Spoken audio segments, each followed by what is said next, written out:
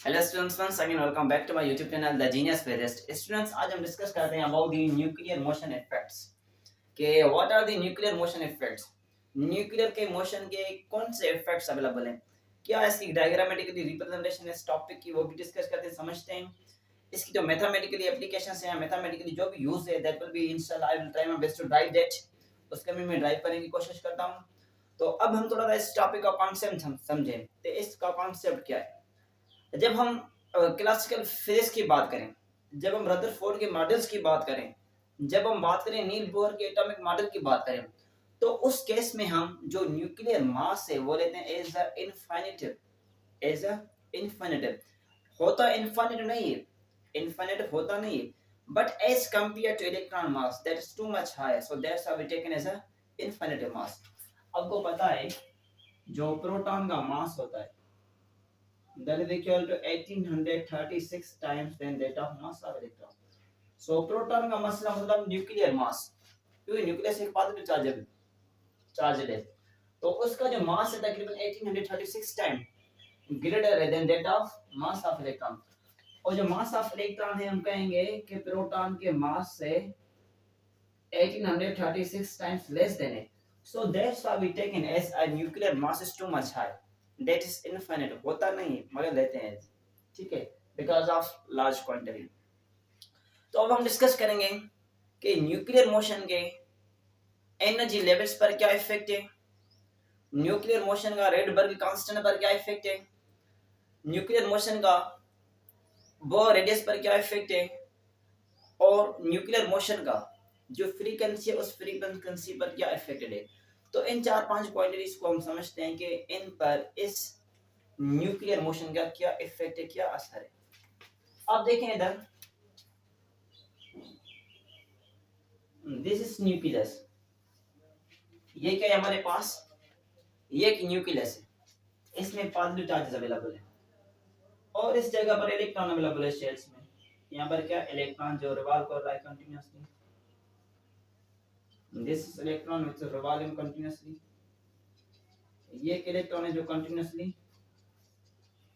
Revolve कर रहा है, ठीक है।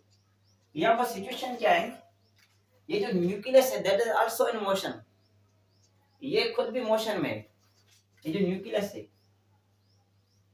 ये खुद भी क्या है, न्यूक्लियस मोशन में। Now question is that what are the effects of this nuclear motion. इस न्यूक्लियर मोशन के क्या इफेक्ट्स है, किस पर इफेक्ट, एनर्जी पर क्या इफेक्ट है। अगर बात की जाए बोर रेडियस की, तो बोर रेडियस पर क्या इफेक्ट है। अगर बात की जाए रेडबर्ग कांस्टेंट की, उस पर क्या इफेक्ट है। या अगर हम बात करें फ्रीक्वेंसी की, उस फ्रीक्वेंसी पर क्या इफेक्ट है इस न्यूक्लियर मोशन का। या अगर हम कहें what are the effect on its wavelength. तो जब न्यूक्लियर मोशन प्रोड्यूस होता है, जब ये nucleus along with electron circulate करता है, रोटेट करता है, तो उस केस में एनर्जी पर इफेक्ट होता है, रेडियस पर इफेक्ट होता है, रेडबर्ग कांस्टेंट है उनके वैल्यू पर इफेक्ट होता है, उसका वैल्यू चेंज होता है, और फ्रीक्वेंसी पर इफेक्ट होता है, और वेवलेंथ पर इफेक्ट होता है। ओके, इफेक्ट में हो सकता है ये चेंज पॉजिटिव हो और ये भी हो सकता है कि ये चेंज नेगेटिव हो सकता है कि इसकी जो एनर्जी है वो इंक्रीज हो या डिक्रीज हो सकता है इस जो रेडियस है वो रेडियस इसका वैल्यू इंक्रीज हो या डिक्रीज हो, या हो सकता है जो रेडबर्ग कांस्टेंट है या फ्रीक्वेंसी या वेवलेंथ है इनके वैल्यूज इंक्रीज हो या डिक्रीज हो, या प्लस हो या माइनस हो, it means they will be affected. इनके वैल्यू को जो है ना, ये न्यूक्लियर मोशन हाईली अफेक्टेड है, इनके वैल्यूज में चेंजिंग आएगी। और ये भी होगा जो न्यूक्लियर मास खुद है, nuclear mass that is also affected, वो भी अफेक्टेड है bye it's nuclear motion, nuclear motion की वजह say that mass is also affected. तो अब हम ये चीज समझते हैं। ओके, सपोज कर लें ये हमारे पास न्यूक्लियस है, this is nucleus and this is electron which is revolving. क्योंकि यहाँ पर इलेक्ट्रॉन का और जो न्यूक्लियस है इनका आपस में कांटेक्ट रिलेशन है, दोनों कंटिन्यूअसली क्या है, मोशन में, दोनों कंटिन्यूअसली मोशन में, तो इनका इस पर क्या इफेक्ट है, ये चीजें समझेंगे। Actually that is concept of nuclear motion. Nuclear motion का ये कांसेप्ट है, किस तरह ये इफेक्टेड है उस चीज को समझेंगे। ओके, तो ये इलेक्ट्रॉन है और ये न्यूक्लियस है। तो आपको पता होना चाहिए ये जो न्यूक्लियस है वो कंटिन्यूअस क्या है, मोशन में, और ये इलेक्ट्रॉन भी क्या है, कंटिन्यूअस में मोशन में। अगर न्यूक्लियस इधर है तो ये न्यूक्लियस के साथ ही साथ ये इलेक्ट्रॉन भी रोटेट करता जाएगा एक कांस्टेंट डिस्टेंस पर। ओके, तो ये जो टोटल डिस्टेंस है न्यूक्लियस से लेकर इस इलेक्ट्रॉन तक, that is actually R distance. ये टोटल डिस्टेंस क्या है, ये टोटल आर डिस्टेंस है। और अब इस लार्ज मास और स्मॉल मास, क्योंकि ये क्या है, न्यूक्लियस है, ये मास ऑफ प्रोटॉन है, तो इसके दरमियान और इसके दरमियान में हम एक सेंटर पॉइंट कंसीडर करेंगे, एक सेंटर ऑफ मास कंसीडर करेंगे। याद रखें ये रूल है, अगर हमारे पास है कोई स्मॉल मास है और एक हमारे पास लार्ज मास अवेलेबल है, जस्ट लाइक यहाँ पर इलेक्ट्रॉन और न्यूक्लियस है, तो हम सेंटर ऑफ मास हमेशा टुवर्ड्स लार्ज मास लेंगे। वैसे नॉर्मली रूल क्या है, ये अगर हमारे पास अवेलेबल है, याद रख लेता हूँ, ये अगर पॉइंट है, दोनों मास इक्वल है, तो इनका सेंटर ऑफ मास क्या होगा, बीच वाली पॉइंट होगी, that will B centre of mass.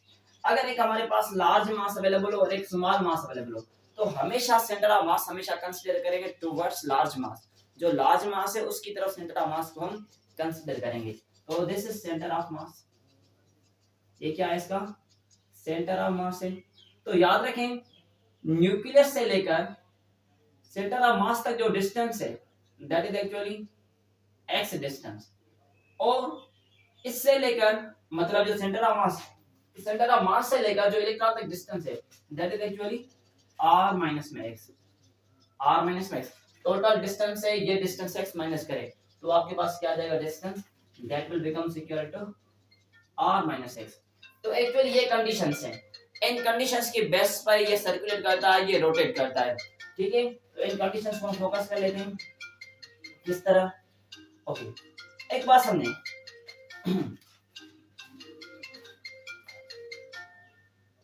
Okay देखिए, तो ये सिचुएशन है, ये कंडीशंस है।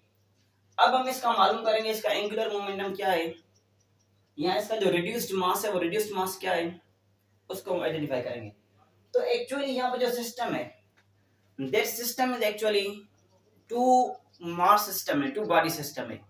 तो by a technique of reduced mass, एक रिड्यूस्ड मास टेक्निक है, उस टेक्निक के थ्रू हम इस कॉम्प्लेक्स सिस्टम को, टू मास सिस्टम को कन्वर्ट करेंगे वन मास सिस्टम में, पार्टिकल मास सिस्टम में इसको कन्वर्ट करेंगे। तो याद रखें अकॉर्डिंग टू इनर्शिया इन दोनों की एंगुलर वेलोसिटी क्या है, सेम इलेक्ट्रॉन की और इस न्यूक्लियस की। तो याद रखें ये हो जाएगा m x int small m r minus में x। This capital mass is actually mass of nucleus and this small mass is actually mass of this electron। तो आप इसको सिंपलीफाई करें, m x ये हो जाएगा m into r माइनस में m into x, m into x ये minus का इधर कम आएगा तो ये हो जाएगा प्लस का, m x प्लस में m x is equal to m r। यहाँ पर x है, यहाँ पर भी x को आप कॉमन ले लें, हमने x को कॉमन ले लिया, मैंने क्या बचा m plus m is equal to m into r।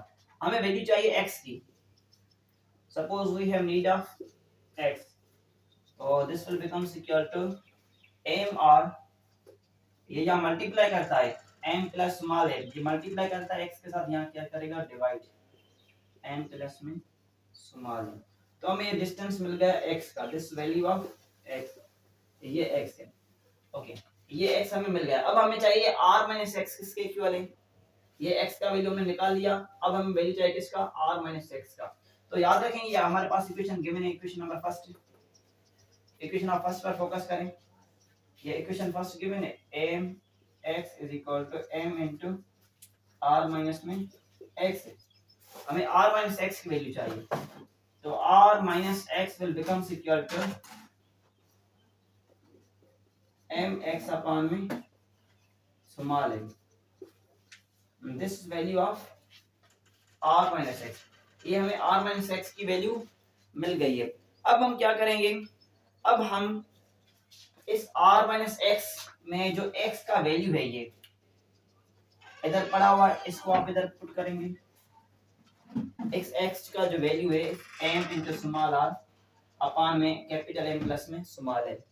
तो आप इस एक्स के वैल्यू को इधर प्लेस करें तो r minus x is equal to capital M upon में small m into x. X किसके इक्वल है? X is equal to small m into r upon में कैपिटल एम प्लस में स्मॉल एम।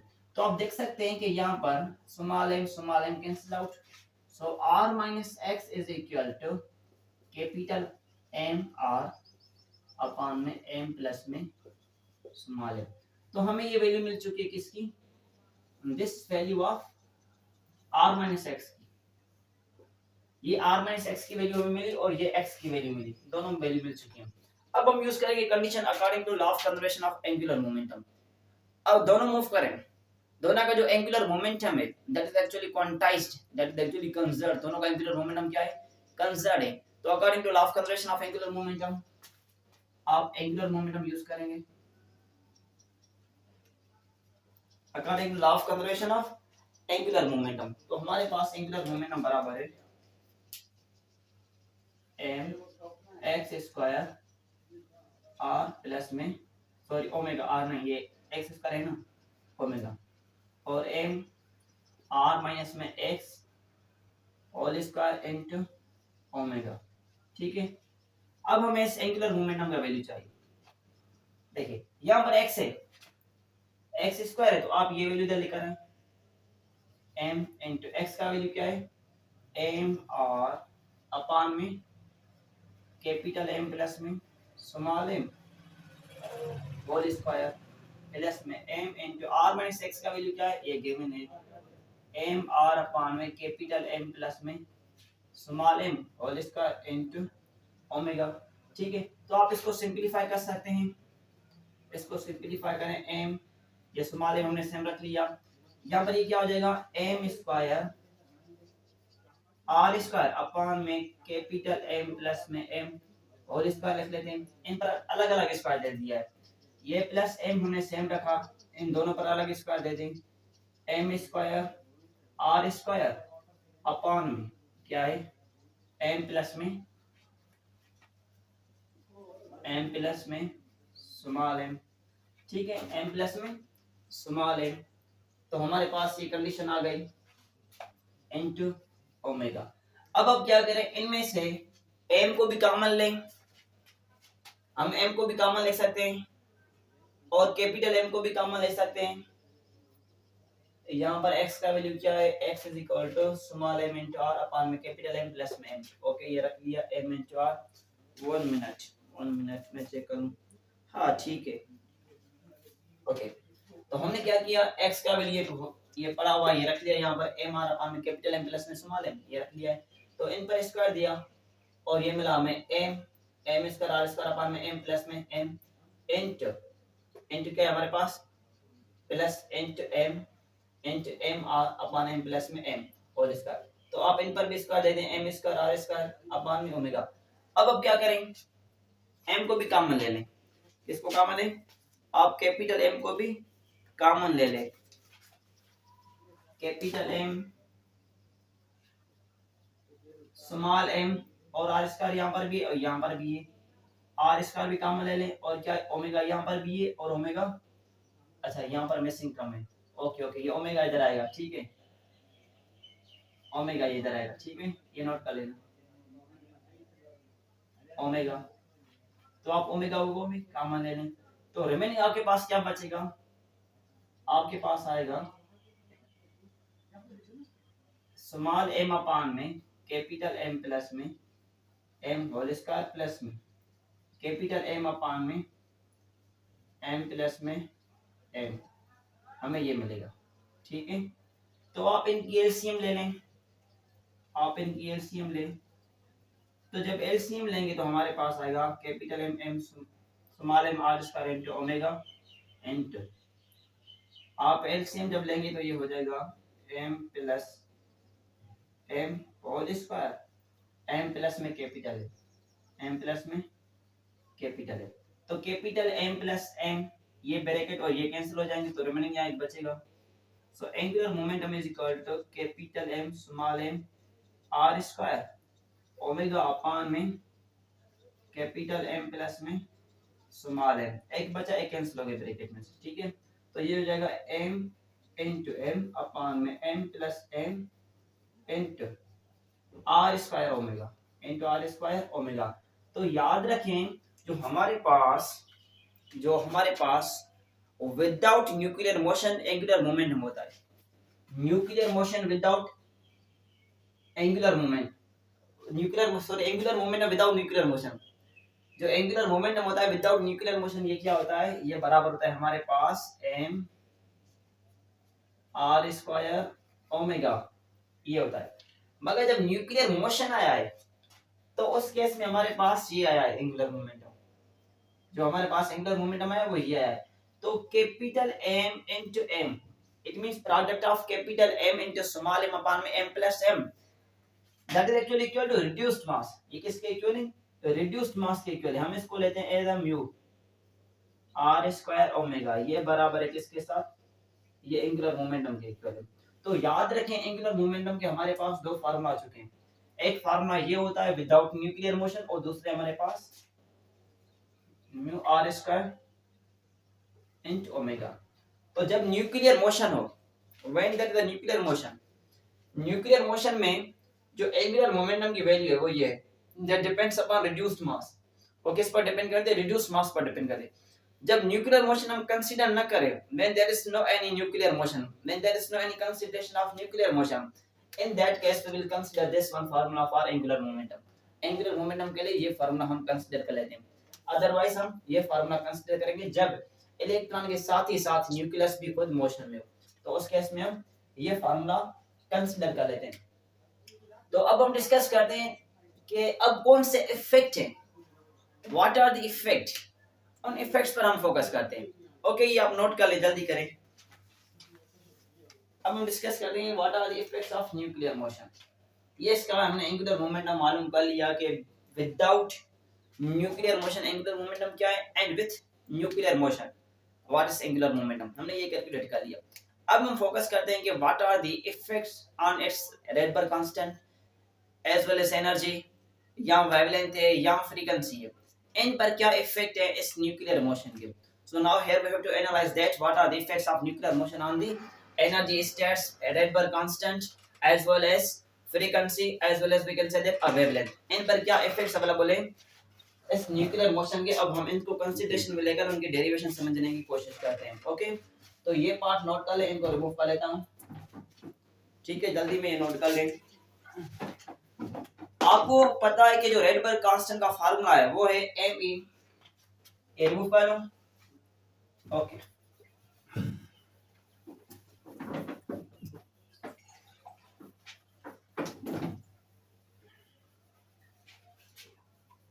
अभी आप फार्मूला देख ले, आपने पढ़ा है रेडबर्ग कांस्टेंट का फार्मूला me पावर 4 अपान में m पावर 4 अपान में 8 epsilon naught square ch square, आपने ये चीज पढ़ी। This is formula for the Rydberg constant, ये रेडबर्ग कांस्टेंट का फार्मूला है। ये फार्मूला हम यूज करते हैं when there is a infinite mass, when there is a no nuclear motion, जब न्यूक्लियर मोशन ना हो उस केस में हम ये यूज करते हैं। जब न्यूक्लियर मोशन हम कंसीडर करेंगे, in that case mass will be replaced by a reduced mass. This mass is replaced by a reduced mass. So keep in mind, I am going to repeat.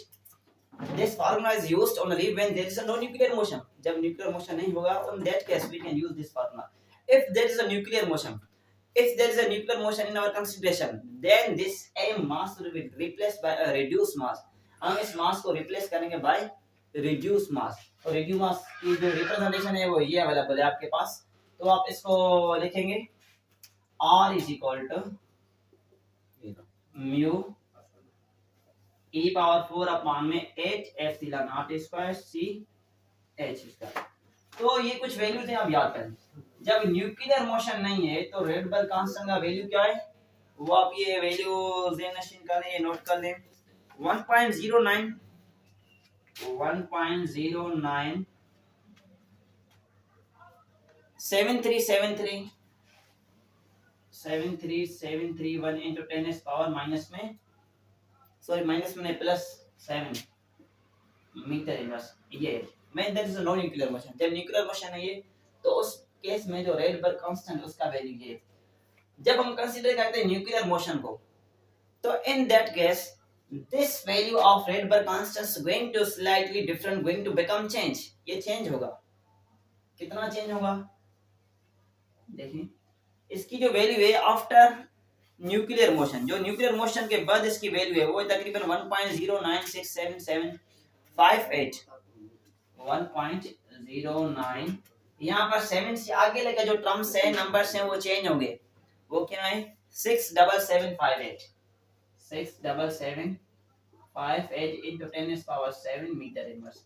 तो अब देखें, this value of Rydberg constant is actually considered when there is a no nuclear motion। ये हम तभी consider करेंगे जब हमारे पास nuclear motion ना हो। when there is a nuclear motion, when we are under consideration of nuclear motion, then this Rydberg constant value will be going to change, that will be some displaced। ये जो value है slightly change हो जाएगा। इस तरह change हो जाएगा, ये देखो यहाँ पर क्या है 1.09 यहाँ पर क्या है 73731। तो यहाँ से आगे वैल्यूज क्या हो रहे हैं, ये चेंज हो रहे हैं। That is actually defect, that is actually change in value. तो रेडबर्ग कांस्टेंट की वैल्यू क्या हुई है, वो रिड्यूस हुई है। यहाँ पर 097 है, यहाँ पर 67 शुरू हुआ। Is it okay, clear? Okay, तो रेडबर्ग कांस्टेंट ये क्लियर हो गया कि इस पर क्या इफेक्ट होगा। अब हम फोकस करते हैं इसकी एनर्जी लेवल पर क्या इफेक्ट होगा। What will be effect on it's energy level.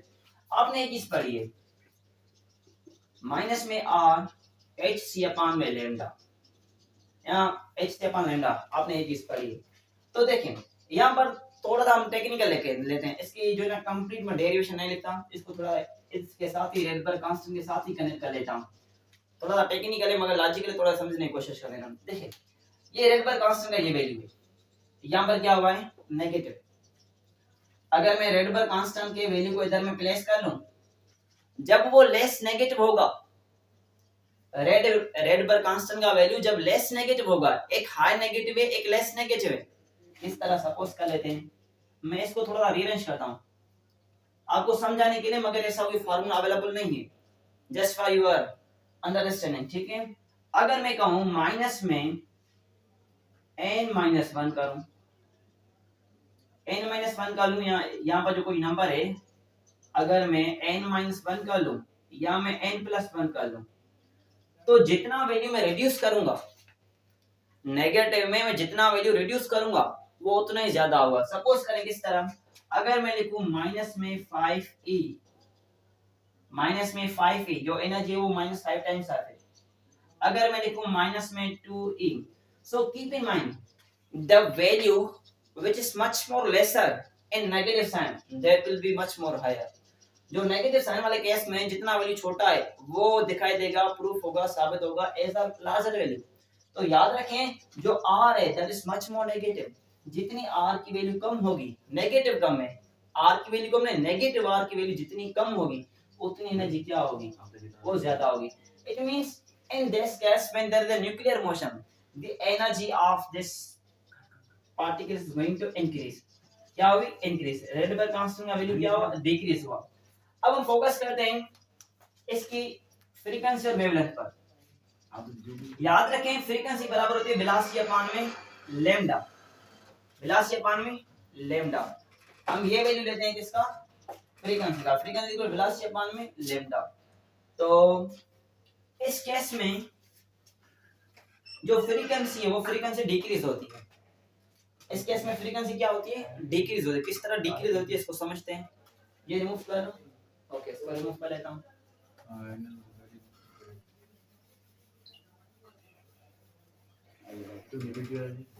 इस केस को समझने की कोशिश करते हैं कि what will effect on its frequency as well as its wavelength. इन दोनों को हम टेक्निकली समझते हैं बाय टेकिंग बोर रेडियस। हम बोर रेडियस को लेकर हम इसको टेक्निकली समझ सकते हैं कि what will be effect on its frequency और वेवलेंथ। ओके, तो आपको पता है कि हमारे पास जो बोर रेडियस होता है ये बराबर होता है n square h square epsilon naught upon में पाई m e स्क्वायर। जब हमारे पास तो थोड़ा सा लो जो बोर रेडियस का फार्मूला है वो क्या है, n स्क्वायर h स्क्वायर पाई m e स्क्वायर। ये हमारे पास बोर रेडियस का फार्मूला अवेलेबल है। तो आप देख सकते हैं कि यहाँ पर जो रेडियस का और जो मास का रिलेशन है, जब हम बात करते हैं रिड्यूस मास की, जब हम बात करते हैं when there is a nuclear in motion, जब न्यूक्लियर मोशन है, जो न्यूक्लियस वो मोशन में, तो उस केस में जो मास है that will be going to become reduce, that will be reduced mass. तो हम यहाँ पर लिखते हैं कि r n n square h square pi reduced mass e square, जो मास है that will be replaced by reduced mass.